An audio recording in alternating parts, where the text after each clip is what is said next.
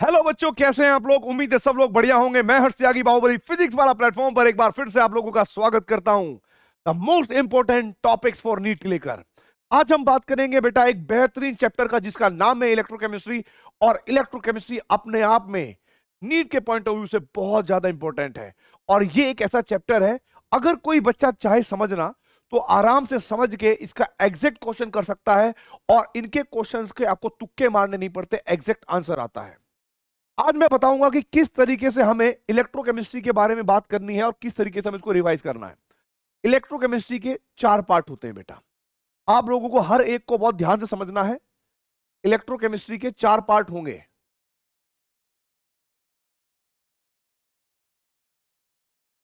अब बहुत सारे बच्चों को लगता है कि सर 4 कैसे है, तो हमने तो पढ़ा था 2 होते हैं, 3 होते हैं। देखो बेटा 4 होंगे।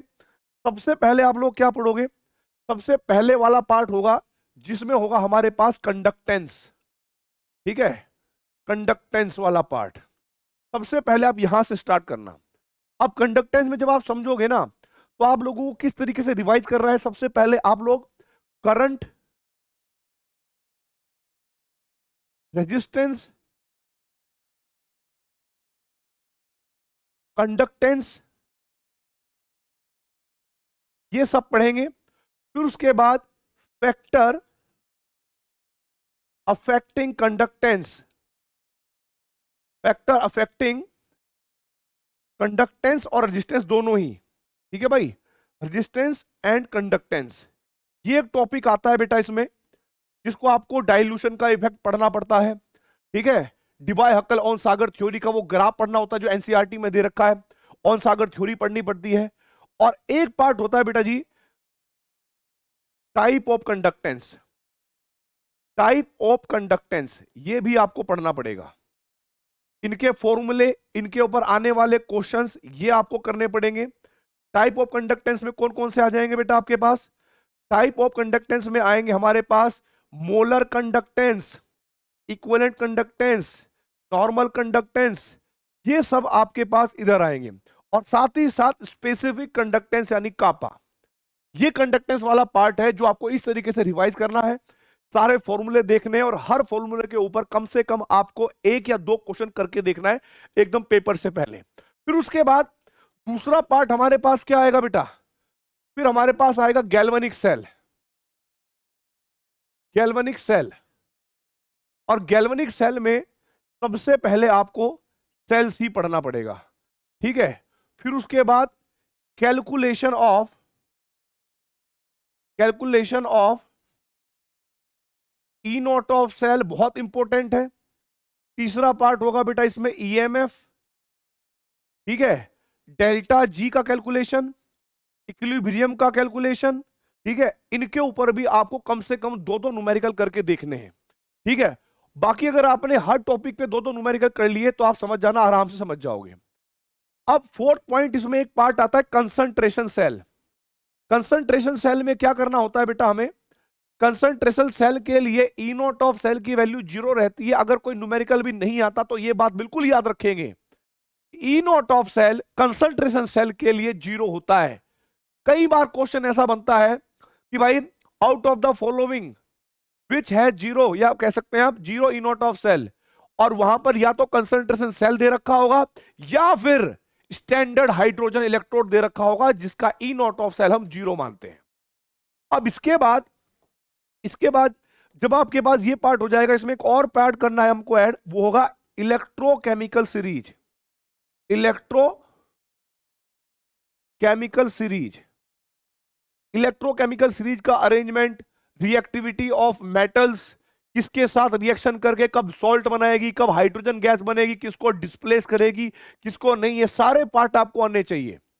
और उसके बाद जो तीसरा पार्ट है, वो तीसरा पार्ट होगा बेटा हमारे पास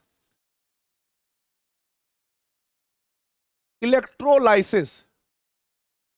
इलेक्ट्रोलाइसिस जिसमें आप लोगों को इलेक्ट्रोलिटिक सेल पढ़ना है। क्या पढ़ना होगा सबसे पहले, इलेक्ट्रोलिटिक सेल पढ़ना पड़ेगा। फिर उसके बाद आपको यह देखना पड़ेगा, इवन मैंने पहले भी पढ़ाया है, कि कौन सा आयन या कौन सी मेटल किस इलेक्ट्रोड की तरफ जाती है, यानी इस पार्ट को हम बेसिकली इलेक्ट्रोलाइसिस ही कहते हैं।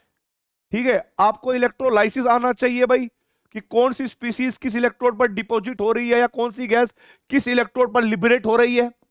फिर उसके बाद अमाउंट की जब हम बात करते हैं कि कितने मोल डिपॉजिट हुई कोई मेटल या कितने मोल कोई गैस लिबरेट हुई किसी इलेक्ट्रोड पर, एसटीपी पर, एनटीपी पर, तो उसके लिए हम यूज क्या करते थे बेटा जी, फैराडेज लॉ। Faraday's law. तो भाइयों मैं आपको बताना चाहूंगा कि Faraday's law is one of the most important part.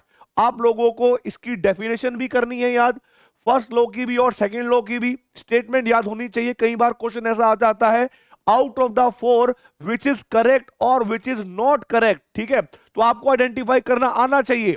तो फैराडेज लॉ अपने आप में बहुत इंपॉर्टेंट है, और इस पर कम से कम आप नियरली 4 न्यूमेरिकल्स की प्रैक्टिस कर लेना बेटा, नियरली 4 न्यूमेरिकल्स की प्रैक्टिस कर लेना, क्योंकि बहुत इजी होते हैं और यहां से आता है। लास्ट में जो मैं फोर्थ पार्ट बताने जा रहा हूं, ये फोर्थ पार्ट होगा हमारे पास क्या, इसको हम कहेंगे बेटा जी बैटरीज। इसको हम क्या कहेंगे भाई, बैटरीज। अब बैटरीज में प्राइमरी बैटरी, सेकेंडरी बैटरी, ठीक है, उनके एग्जाम्पल, उनकी केमिकल रिएक्शंस, ठीक है, कौन सी रिएक्शन एनोड पर होती है, कौन सी रिएक्शन कैथोड पर होती है, ये सारी चीजें आप लोगों को याद रखनी है।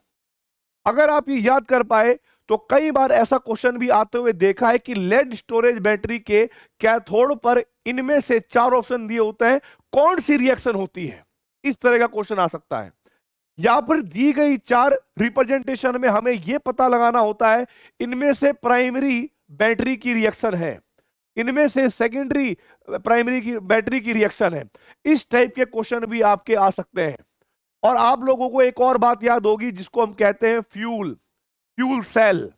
फ्यूल सेल के बारे में आपको यह पता होना चाहिए एनोड पर क्या होता है, कैथोड पर क्या होता है, और फ्यूल सेल की एफिशिएंसी कैसे कैलकुलेट करते हैं।